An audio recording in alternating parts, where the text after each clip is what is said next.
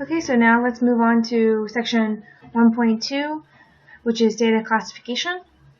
So data classification is really important so that we know what type of statistical procedures are appropriate for the data set. So we'll talk about the different types of different groups for data.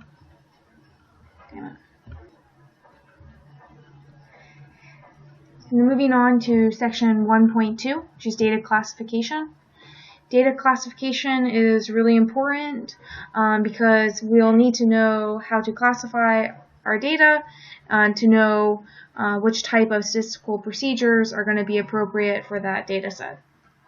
So there are two main types of data, qualitative and quantitative. Qualitative is basically any non-numeric data. So anytime you have, a word to describe the data, such as, labeling the color of a car, that would be a qualitative data. It's green, purple, blue, whatever. If it's non-numeric, it's qualitative. Quantitative, that will be all your numeric measurements. Okay, so which type of data are the standardized test scores? Well, standardized test scores are numbers, so they're going to be quantitative data. So let's do some practice questions from the worksheet, and let's do questions 9 and 10 of the worksheet. Okay, so question 9 is the colors of automobiles used on a car lot. I guess I kind of just gave that to you when I was talking, but so the colors of automobiles, going to be character data, not numeric data, so that's going to be qualitative data. Second, number 10, the number of complaint letters received by the United States Postal Service in a given day. So that's going to be a count, right? 1 complaint letter, 2 complaint letters. So that's going to be quantitative data. Now, what the complaint letters say in each letter, right? So whatever it is that they're complaining about, late service or cost too much, something along those lines, that's going to be qualitative data. But just the number of them, the count of them, that's quantitative.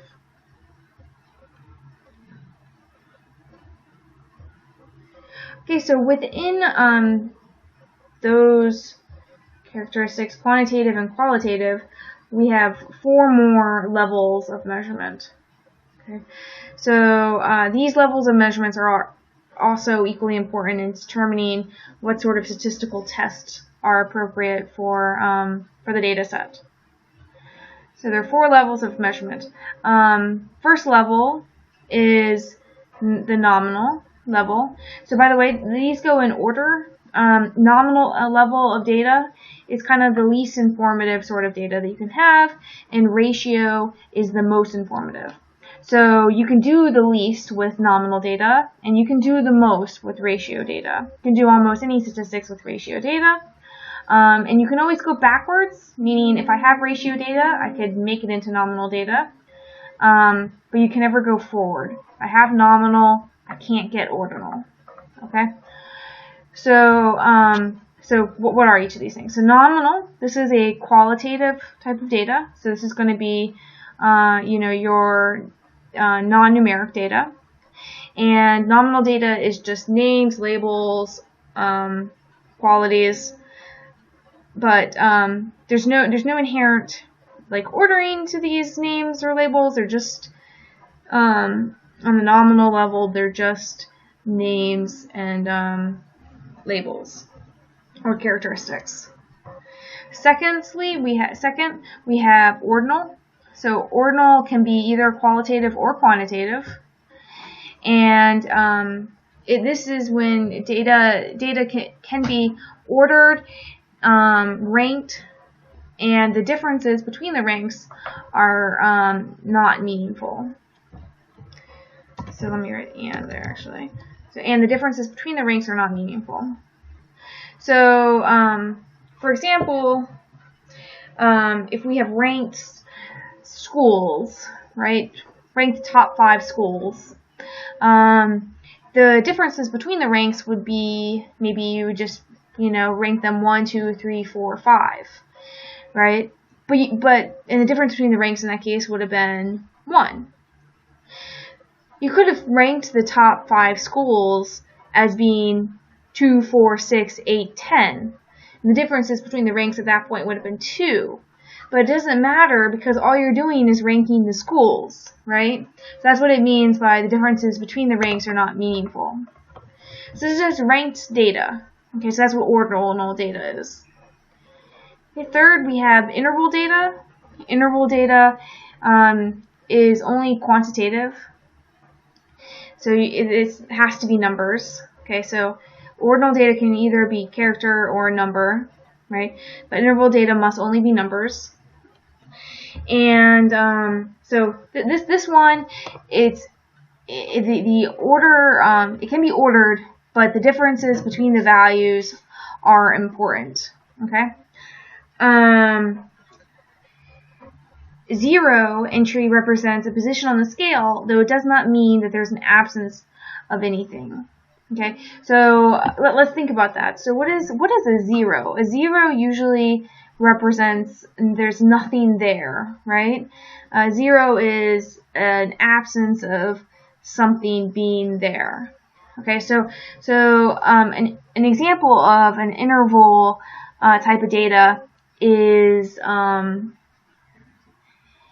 temperature.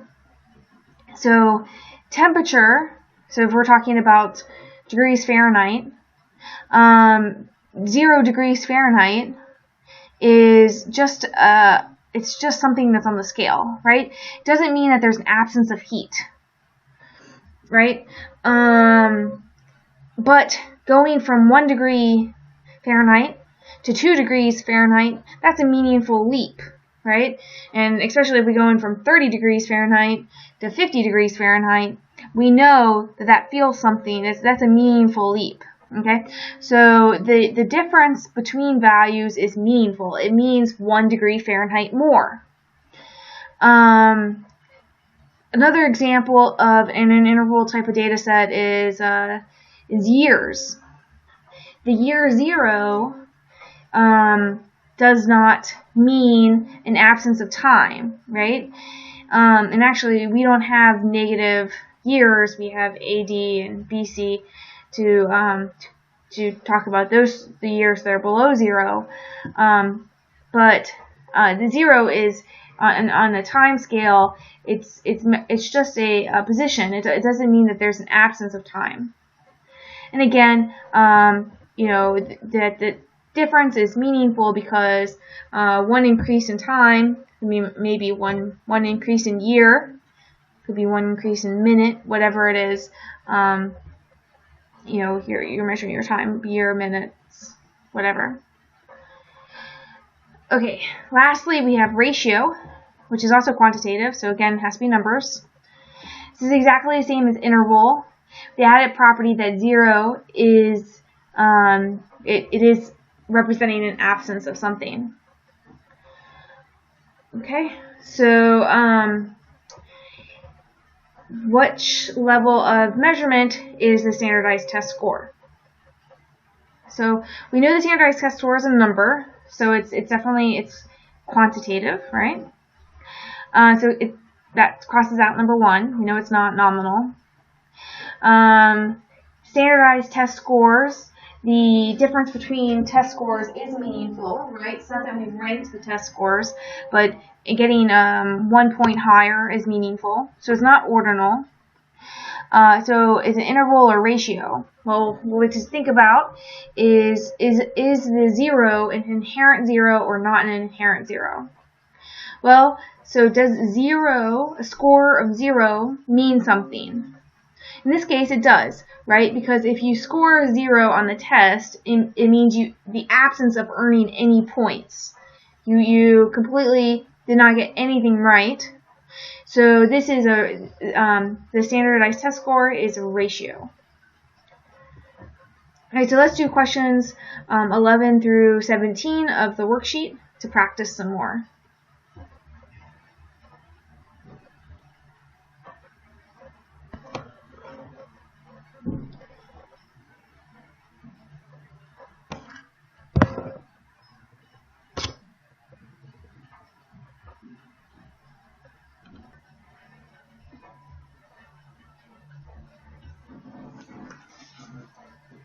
Okay, so going to number 11. So we have to identify the level of measurement. So the hair color of women on a high school tennis team.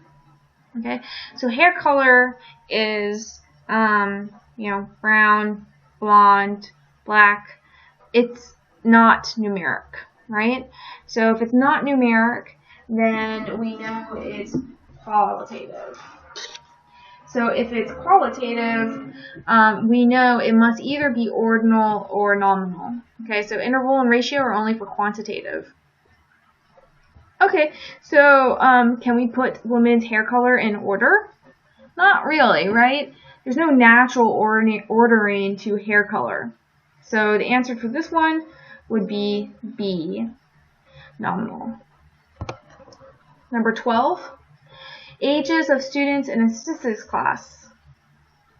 So an age is a number, so it is quantitative, so it's not nominal. A year difference is meaningful, right? So as we increase in age, that's meaningful, so it's not ordinal, right? So the difference between the data is meaningful, not ordinal. So is it interval or ratio? So we have to think of, does age does age have an inherent zero? Okay, so yes, it does, because someone who is 0 years old has an absence of years on their life, right? So there is an inherent zero. You can be 0 years old, and that means something. It means you haven't been born, right? So that's the answer for number 12 is going to be ratio. Number 13, degrees 73 selected refrigerators. So the temperatures of 73 selected refrigerators. So refrigerators are temperatures. So temperature, this is going to be a number. So it's not going to be nominal. It's going to be quantitative. And degree increase in temperature is meaningful, so it's not ordinal. And so is it interval or ratio? 0 degrees, remember we talked about this when I was doing the review of this section. 0 degrees is not a meaningful 0, right? 0 degrees does not mean that there's an absence of temperature. So this is going to be B, interval. Number 14, manuscripts rated acceptable or unacceptable. Okay, so if we have qualitative data, this is non-numeric data, it's qualitative. So it either must be ordinal or nominal. So we know the answer is either A or B. Acceptable is better than being unacceptable, right? So there's a natural ordering here to these two data. So the answer here would be B, ordinal. 15, number of touchdowns scored by a major university in 5 randomly selected games. So the number of touchdowns scored. All right. This is a numeric number, right? So this is not nominal. Is it ordinal? No, because they didn't rank these, and also as you go from 3 to 4, from 2 to 4, each increment it's meaningful, right? It means you scored another touchdown. So it's not ordinal. So is it interval or ratio? Well, so is there an inherent 0 in touchdowns? Yes, there's an inherent 0. You could have scored no touchdowns, and that would mean that you scored no touchdowns. It's a meaningful 0, right? So the answer here would be C, ratio. Number 16, marriage status, single, divorced, single, married, or divorced, of faculty at the University of Colorado. Okay, so this is character data, right? This is non-numeric, so it's qualitative. It's either going to be nominal or ordinal. There's no natural ordering to marital status. You might say being divorced is better. It's Someone else might say being married is better. There's no natural ordering here. So the answer is A. So this is nominal. Number 17, the final grades, A, B, C, D, or F, for students in the statistics class. Okay, this is non-numeric, right? So characters. So it's either ordinal or nominal. Okay, and there is a natural ordering here. A is better, F is worse, right? There is a very natural ordering. So this is ordinal data, D. Okay, lastly, number 18, the data listed on the horizontal axis of the graph. So let's look at the horizontal axis. Remember, this side is horizontal.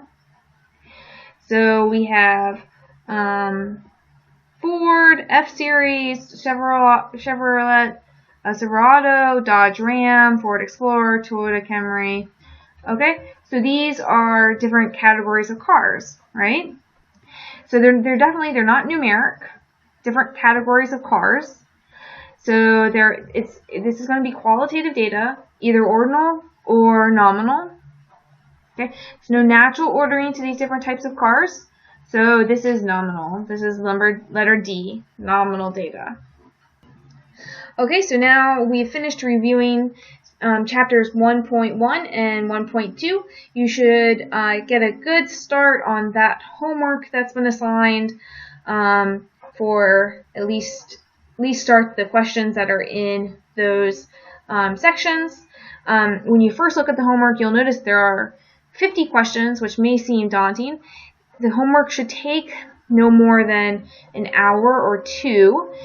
So 50 questions shouldn't take more than a minute or two per question. So you should be able to go through those pretty fast. If you're having difficulties with the questions, please remember about the discussion board and post on the Blackboard discussion board any questions you have.